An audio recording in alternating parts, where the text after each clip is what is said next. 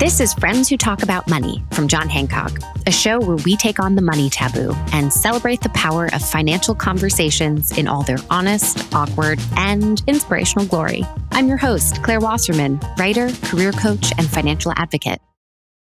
Given the choice between more time or more money, which would you choose?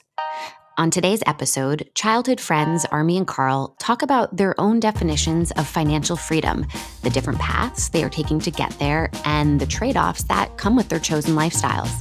We're also inviting personal finance coach Dominique Broadway to the show to talk about the journey towards financial independence. Time to talk money. Hey, Armie. Hey, Carl. Thanks so much for being here. Thank you. Okay, so I want to learn every single thing about you in 20 seconds or less. My name is Carl. I'm from Raleigh, North Carolina, currently living in Charlotte. I'm a basketball coach. I have a retail online store. I write songs, play the guitar, acoustic, electric, and I read a lot of books, drink a lot of water, and mind my business. So my name is Armie. I'm a Raleigh native as well. I live in Los Angeles, California. I'm an insurance agent and an aspiring creative. I'm on a path to financial freedom. Love it. So you both mentioned Raleigh. Does that mean you guys grew up together? That's correct. What are your first impressions of each other? Armie was just the taller kid at the bus stop who got to stand under the porch when it rained, and we kind of couldn't because we may or may not have been a little mean to him early on in life, but cool dude, had a lot of video games. He wore glasses. I didn't have glasses, so that was cool. So, yeah, I've known Bax, as I call him, since the second grade. Long time. He grew up across the street from me. I was the kid that, was kind of a loner. So, didn't really make many friends with him and other kids in the neighborhood until about fourth grade. And we had class together. We're sitting next to each other. We're like, well, guess we're in for the long haul now, huh? So financial literacy and kind of understanding finances and sort of how we approach money, I mean, so much of that comes from how we grow up, right, in our childhood. So I'm curious to learn from each of you, what was it like with your parents growing up? What was your relationship with money? Was that something that they ever talked about? Armie, do you want to go first? Yeah, so in our household, it was a little different. Our relationship with money, we really didn't have much. So my mom was a single mom, so she was candid at times about how much things cost and very aware, hyper aware of how much she was spending. Whereas some of my friends may have gotten the latest Jordans. We had to go shop at stores where the shoes cost a little less.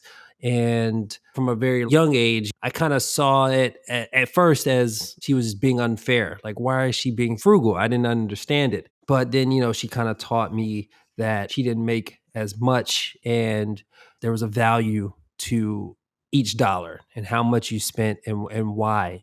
It was important to know how much was going out and how much was coming in at all times. Mm-hmm. What about you, Carl? Well, I guess for me, I guess I'll say I had I won't say advantage, but a different understanding of it because I did have both of my parents, but my father is from Kingston, Jamaica, which is they're not as well off as we are in America here. So I was kind of raised to just be more loving and accepting of things and just being happy with whatever it is that we had. And you could always work your way up to whatever you wanted. But as a kid, you just didn't need to have every single thing that everybody else had. And it didn't really bother me. I didn't start to kind of look around and be like, hey, I want this, I want that until probably late high school, really. For both of you, how do you think your childhood has affected how you approach money? I mean, you just talked about it a little bit, but in kind of your own money mantras, and I don't want to say money baggage, but how have you seen the childhood lessons appear in your life now? Money baggage. I like that you said that because that's kind of true. It's like a money trauma almost, where even in instances where when my career has been going good and I've been making more money than I'm accustomed to, I still hold on to the old traditions, right? There's moments where you hang on to that, and it's hard to let go because you have that reminder of not having as much. Absolutely. And that's why I asked that question, because sometimes we're not conscious of it, but it sounds like you are. So does that mean, you think about money a lot, or, how much is money a part of the way that you approach your life? I mean, I feel like money goes into, especially as an adult, into every decision you do, everything that I do. So there was a good portion of my adult life where money was a stressor, right? Where I was very stressed thinking about how I was going to make money. So I dropped out of college. So unfortunately, before I found my path, I had to work a lot of odd end jobs and a lot of different like side gigs and hustles. Like I remember at one point I had like 3 jobs. I'm waking up at 6 a.m., getting off at 3 p.m. to go to another job at 4 p.m. to not get off to 1 a.m. in the morning, and then doing it all over again. Carl, what about you? What place has money had in the way that you approach life, and also your career? Absolutely. With me, I guess just aspiring to be like a free man and entrepreneur my whole life. Just a lot of my readings and stuff tells me that, college might not have been the best path or the only path to take. So I knew dropping out of college as well that it was going to be rough for a few years trying to figure things out and make things work. So I did miss out on some opportunities or, some bachelor parties or group vacations early on in my 20s and mid 20s as I was setting up the basketball training and online store. And also just trying to get over that fear of, you got a little money in your account today, but it might not be here tomorrow or next week. So, you got to just keep working hard. So I definitely say mentally, it took a while. Actually just recently over the past year I've gotten to the point where I'm like, hey, you can spend on things, you can make moves, you can travel and do things, and that I've laid a pretty solid foundation to be successful in life. But if it wasn't for the books and the reading and seeing other people go through it on their wealth paths, probably would have been way more broken down than I had been. Broke and broken down. Broken down. Yeah, we're gonna rename this episode. Yeah. and we went through that together. That's the thing about it. It was like we've been best friends since 4th grade. So like, figuring out what colleges to go to, right? We're like, okay, we're gonna go to the same college. And we're there, and deciding like when I transferred to a second college and Bax transferred again. And so it's like a lot of this journey when you have someone there who's sharing that experience with you, someone that you could talk to about similar things that you're going through and have a outlook that's closer to the one that you have, it's easier. Yeah, definitely. What were things that other people maybe didn't quite get about you, or the decisions that you were making? Yeah, so I was a first generation college kid. And my mom had been an insurance agent and things were hard for her, right? Going the path that she went when we were younger. So she didn't want me to go through that same path. So in her mind, to her, the way to financial freedom, what she saw was, you go to college, you graduate, you go work at a company for 40 years, you work your way up, you retire.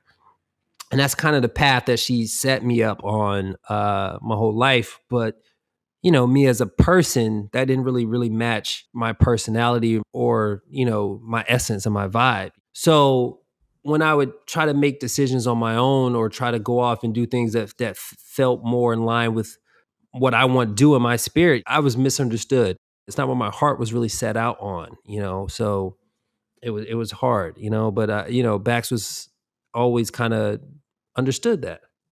Yeah, absolutely. I think I say just naturally we were both entertainers and born to be, kind of like a pick me up for people and just naturally entertain people. So when he decided that he was really going to pursue an acting career and he was into the films and the arts, I'm like, yeah, let's do it. So whatever you need, however you need me to be there, then you're my best friend. That's what we're going to do.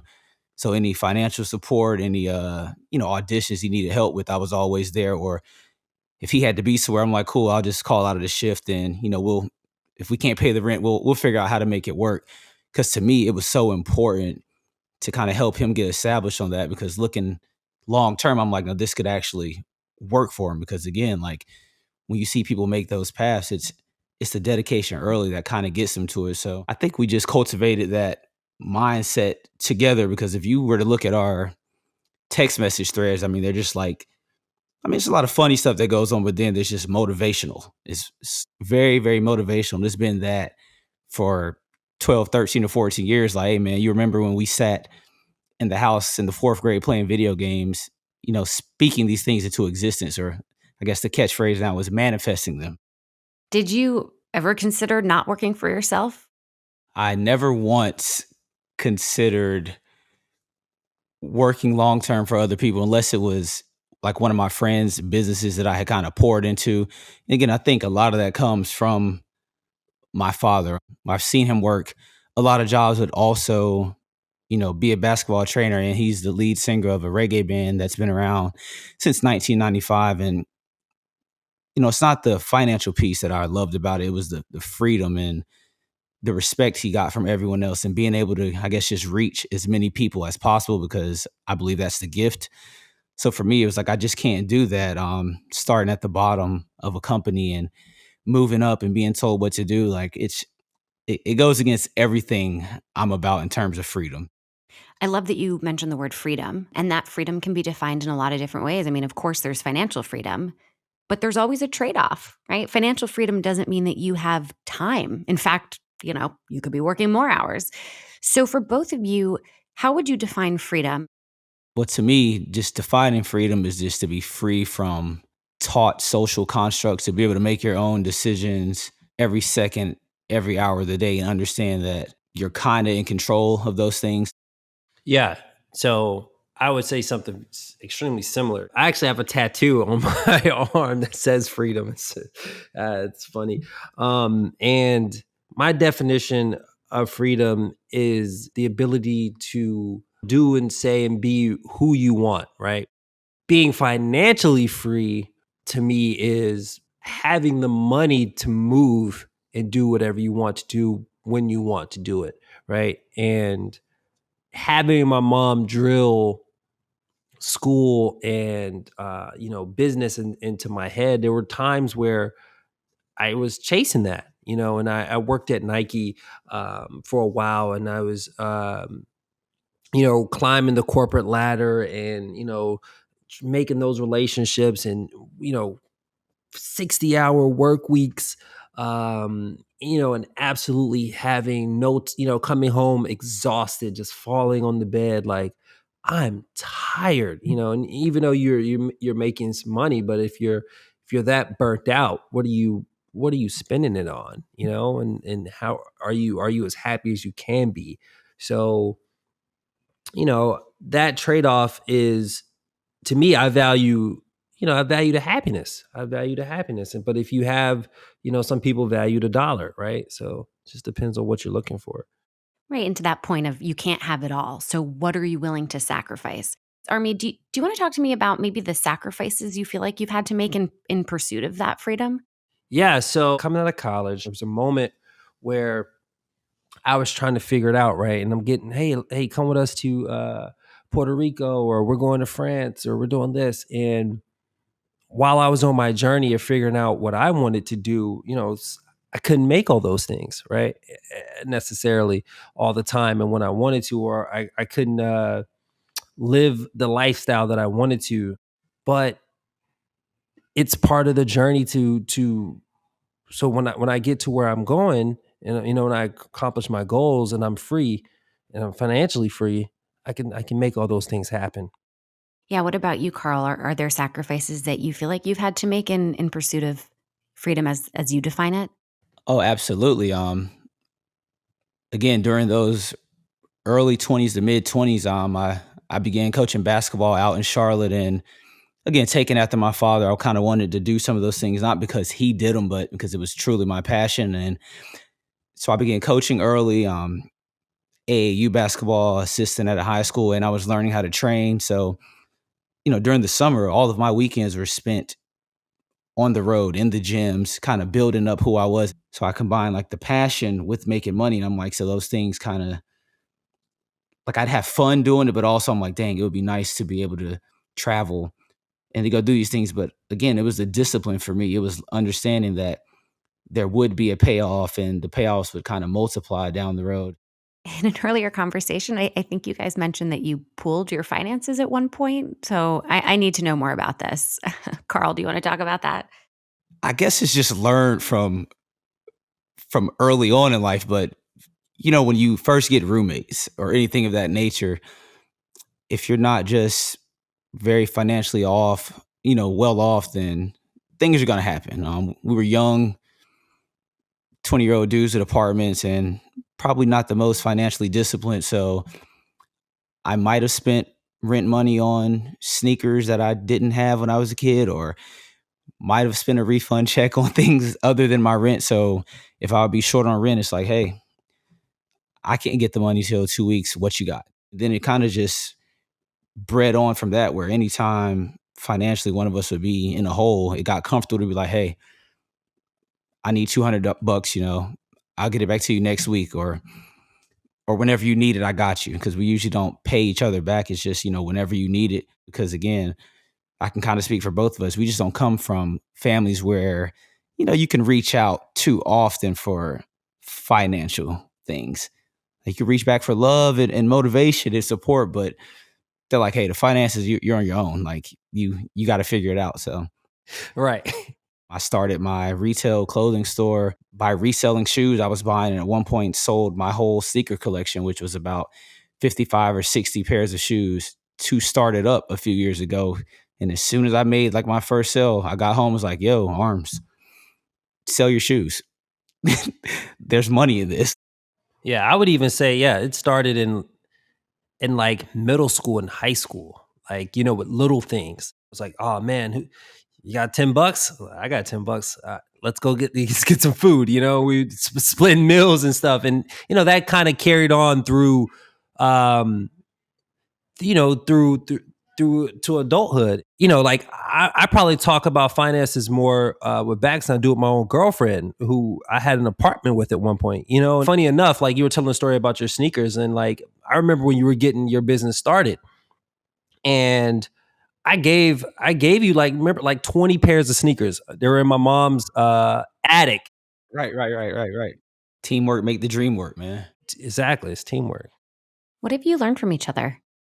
In terms of money and money finance, what I learned is from Bax, is that if you're gonna take the time to learn to try to do something new, then you need to take the time to study it, and study it to a level in which you can call yourself an expert, right?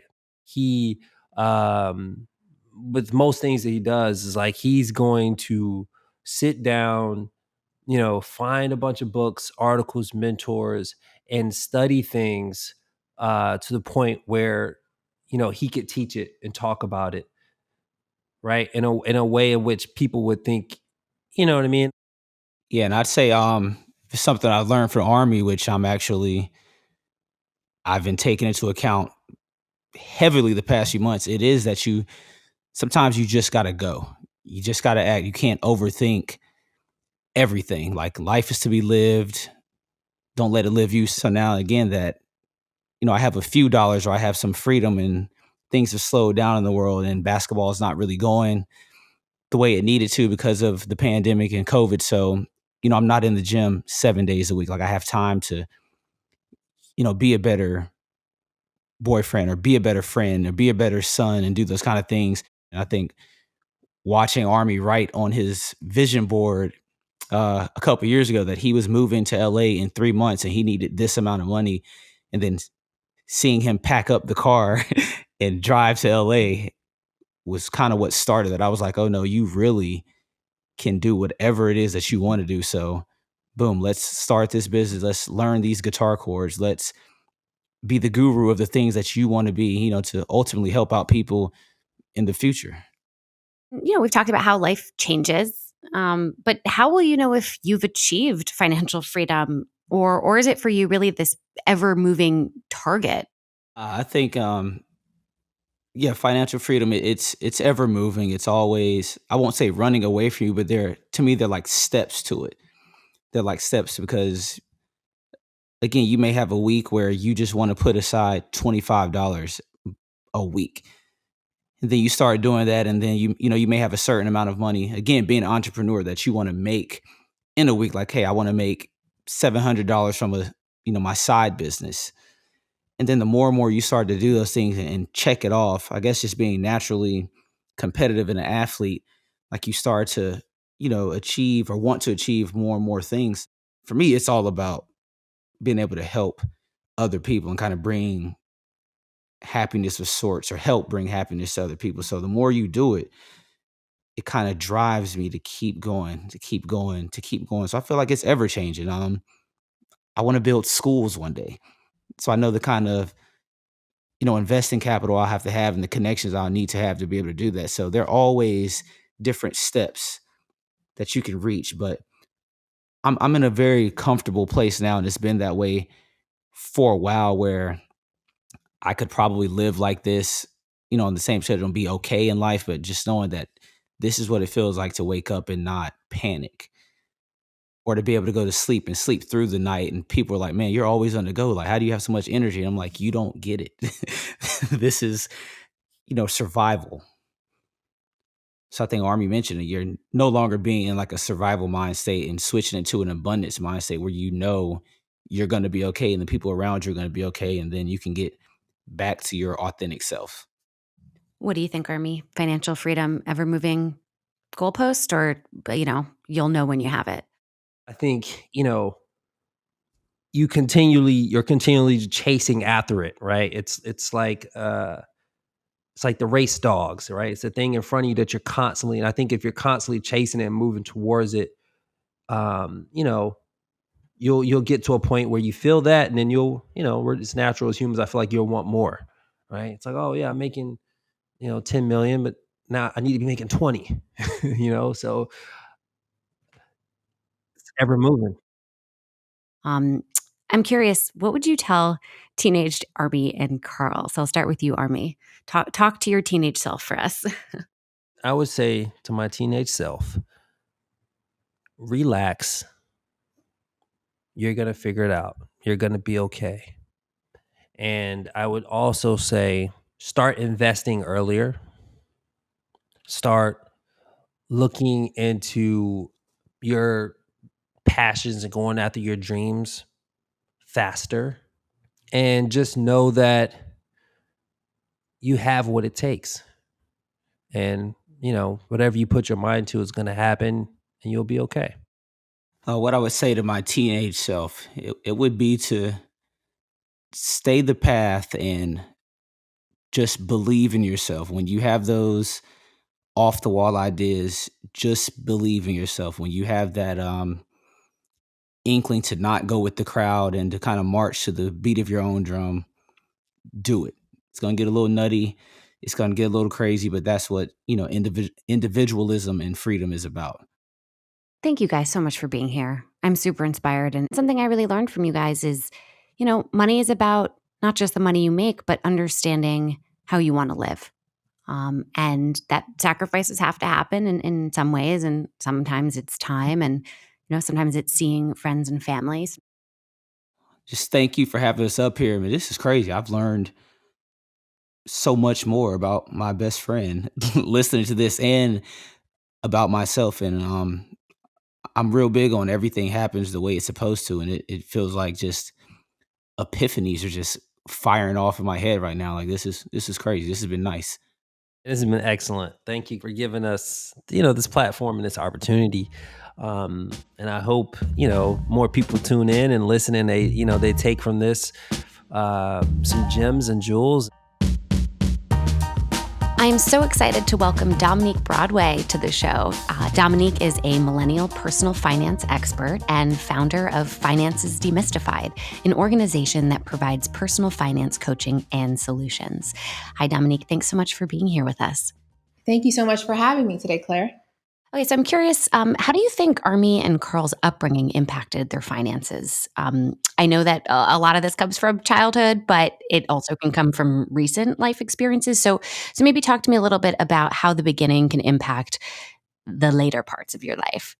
Yeah, I think it's really interesting, just to see how they both had um, some, I would say, unique, but also very similar kind of relationships with money growing up. Right, one coming from a single family household, and one coming from a two parent household, but both, both of their families just really emphasizing the importance of working for your money and being frugal with your purchases, right? And so I think as we go from being children to adults, a lot of times that stuff sticks with us, where sometimes it can bring on like limiting beliefs as far as what you feel like you're able to, how you're able to build wealth, or how you manage your money as as you get older. It moves with them through life, and it forces them to either ignore their finances or to just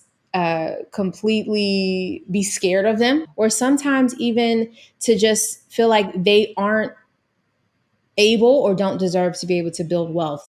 And I think we oftentimes mirror what we've seen. But something that really struck me about Armie and Carl is that they also kind of went against expectations for themselves, right? They talked a little bit about the traditional paths that they could have taken, maybe financial security, but they decided that they wanted to go towards, as they described, freedom, right? And financial freedom. And that maybe looked different from how their parents, showed to them or expected of them. So let's define, financial freedom a little bit here. How do you define it, and how do you think someone can achieve financial freedom? It's like one of those terms people are like, I want to be financially free. I want financial freedom. And a lot of times when you ask someone, just like you just asked me, like, what does that mean to you? People don't even really know. For some people, it may be as simple as, you know, being able to completely replace my income, or, being able to help my parents financially, or being able to, having the financial freedom to donate to organizations when I want. It really does vary, right? So I definitely challenge everyone to stop and think, like, what does financial freedom mean to you? And I always phrase it like, what would you do, with your time, or how would you go about your day if money wasn't a factor, or wasn't an issue? For me, financial freedom equaled having more time, being having the time to do what I wanted to do when I wanted to do. I think as an entrepreneur, it's easier to define your your lifestyle and how you want to make your money. So I talk a lot about lifestyle design, right? And this is something that I think that both the individuals really talked about, like creating this life where they can kind of do what they want when they want, because they built the businesses for themselves. So I think any of us honestly have the ability to create that type of structure, if that's with by starting a business, or by looking for other ways to make money on your own time, and then structuring your life to make sure that you're happiest in it. I think we all have the possibility to do that.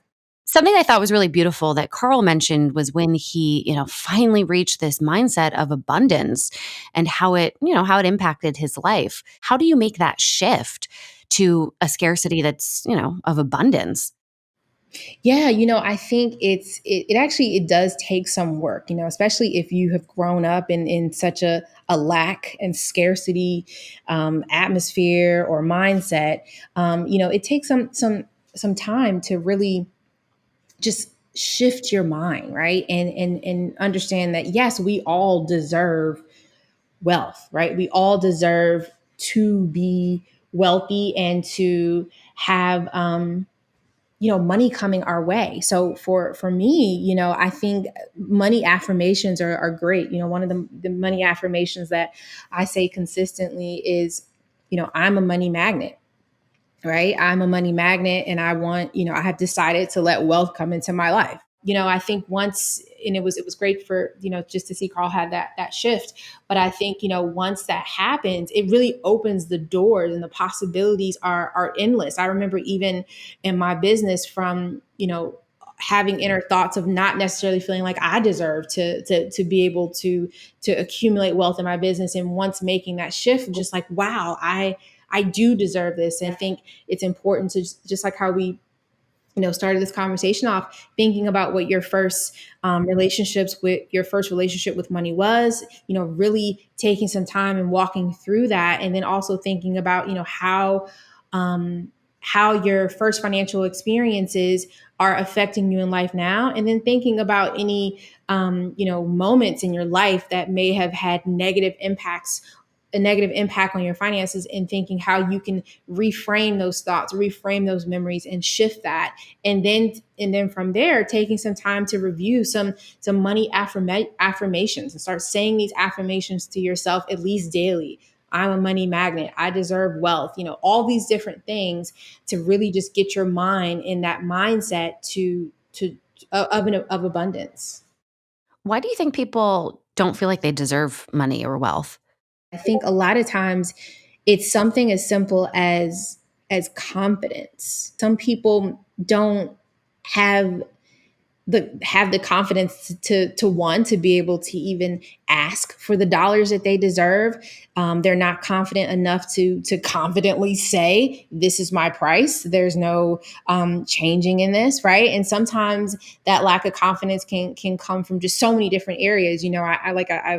I look at my 10-month-old daughter now, and I'm like, wow, she's so confident in everything that she does, right? She'll get to the edge of the bed and almost try to jump off. And like, whoa, you're too confident. You're too confident. Yeah. But I'm like, wow, it's interesting seeing this young, fresh human who hasn't been impacted by the world yet. No one has told her that she can't do anything. So she feels like she can do whatever she wants, and she sees something and she goes and she gets it. And I think over time, as adults and as humans, there's so much stuff that says you don't deserve this, and you can't get this because you're a woman, and you can't get this because you're that, and you can't get this because you're Black, or can't, all these different things. And you're just like, oh my gosh, it starts to beat your mental down, right? So we have to make sure that we're protecting our mental and just protecting our minds and what we put in, so that we don't let these negative and confidence reducing thoughts come in and take away, from what we really deserve and to have while we're on this earth. Well, thank you, Dominique, for being here. I learned a lot from you. I'm sure everybody listening did too. Thanks for having me, Claire. We're so grateful to Armie and Carl for bringing us along on their journey from elementary school days to current BFFs, aka best financial friends. And a huge thanks to Dominique for demystifying how to achieve financial freedom, whatever that may look like for you. In our next episode, a mom and daughter discuss their unique financial mindsets and goals. How can two very different generations learn money lessons from one another? Tune in to find out. Talk then. The views and opinions expressed in this podcast are those of the speakers at the time of recording and are subject to change as market and other conditions warrant. This podcast is for informational purposes only and is not intended to be, nor shall it be interpreted or construed as, a recommendation or providing advice, impartial or otherwise, regarding any specific product or security. Unless otherwise noted, the speakers are not affiliated with John Hancock, and they may have been compensated for their time.